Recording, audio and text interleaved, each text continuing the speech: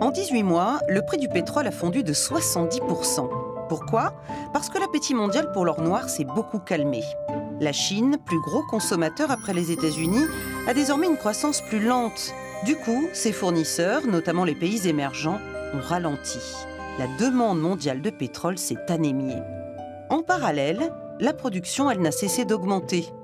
Les Américains pompent à tour de bras leur pétrole de schiste, de 500 000 barils par jour en 2010 à 2 400 000 en 2014.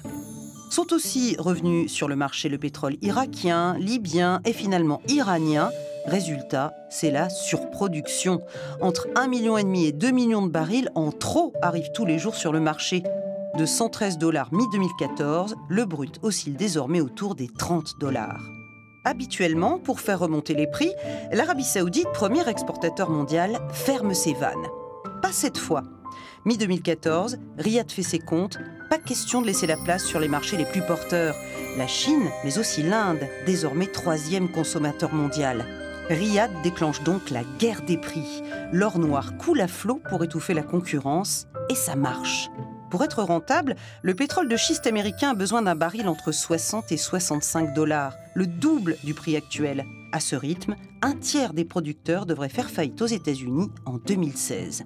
Mais éliminer la concurrence prend plus de temps que de fermer les robinets. Sauf imprévu, le pétrole devrait rester bon marché jusqu'à la fin de l'année.